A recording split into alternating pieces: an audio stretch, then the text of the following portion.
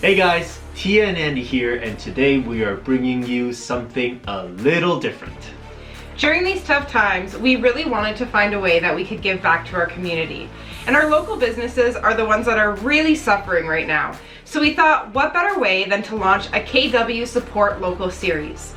In each episode of the series, we're going to bring you one local business and the people behind them. They'll share with us about their business, about themselves, and what we can do as a community to support them. In this episode of KW Support Local, we'd like to introduce you to Brandon Dale, the owner and founder of Dale Sabers. Now this company is something different from any of the other ones that we've done in this series before, so we're really excited to let you get to know him. Brandon makes props and costumes for the film industry, and he'll even fabricate some custom cosplay pieces if you contact him. Take it away, Brandon. My name is Brandon Dale. I'm a prop maker in the Toronto GTA film industry associated with IATSE Local 873. I decided to open my business back when I was 15, and I've been operating it since then. Essentially what I do is create props, which is items that are generally used and held either in hand, on clothing, by actors.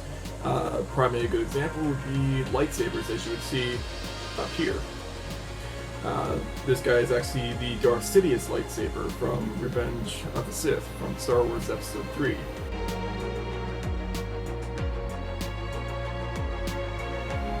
The favorite thing I get to be about being an entrepreneur is being to do all sorts of crafts, learn all new trades and tricks. Generally, everything I do is self-taught. So, what my business does is machining, 3D printing, metal forming. You basically name it, I can probably do it, or have been able to do it, if it's a type of craft or a skill that is required. Like, not many people will know how to machine or fabricate or program electronics for creating lightsabers.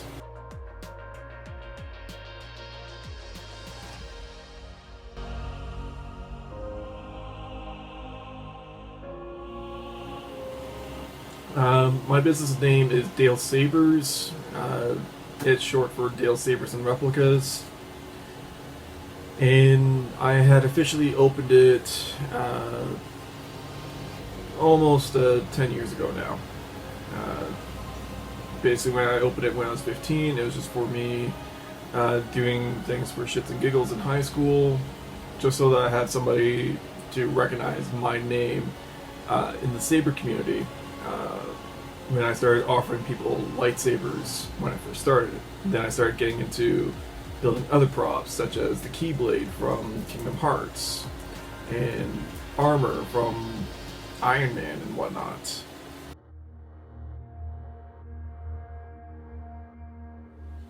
To a degree, I am still open during the social distance. Basically, I do not allow any customers to come to my workplace, and I will only mail items out. I use a software program that helps me determine the size of armor if I have to fit it somebody, or if I am machining something up for somebody, I will actually do a rapid prototype, a 3D print, before going full ahead into making the product out of consumable materials.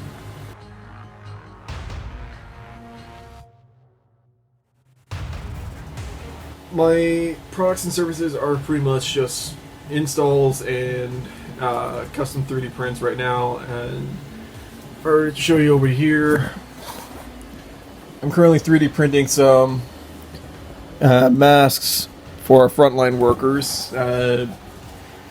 This is a mask for a mask. What that means is that he wants to have a cover on his N95 mask, so it's not just the mask there. So he also happens to be a Star Wars fan, so I'm 3D printing him a Stormtrooper and a Vader style mask.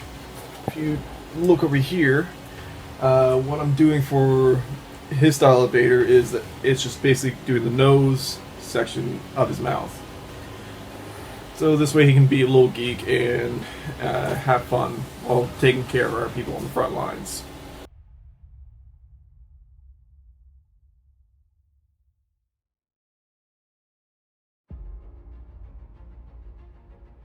Well, products I can recommend, especially from me, would be anything that could really help entertain your kids for some time, or something to give some kind of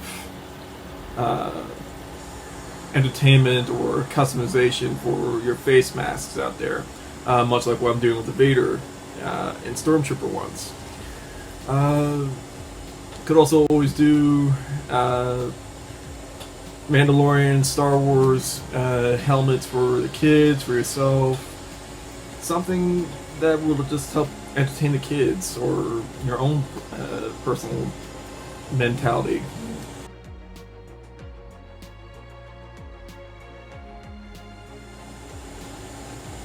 Well, I've been greatly affected by these changes because I can't operate my workshop at any point in time. Basically, I can't hire any guys to come over to finish the necessary repairs to my building, and I am not able to do everything to my full capacity.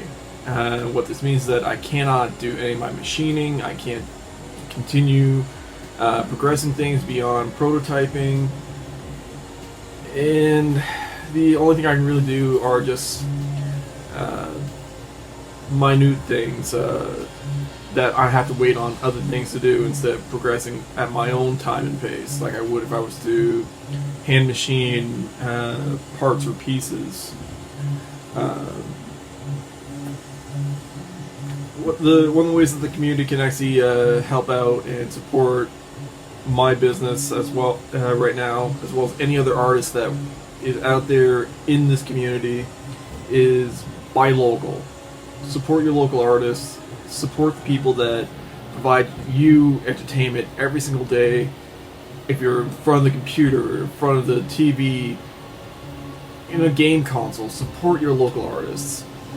And because we're the ones that are helping you guys through this quarantine right now. So when this thing is done, show your appreciation to everyone that's been working on TV shows like Code Affairs, Nikita, Umbrella Academy, Lock and Key, C, the Jason Momoa series C. Anything that you see on Netflix, CTV, whatever. Know that those are people right now who are without work and will be without work far longer than anybody else right now, because of the fact that the film industry is heavily reliant on most American talent, productions, and financing.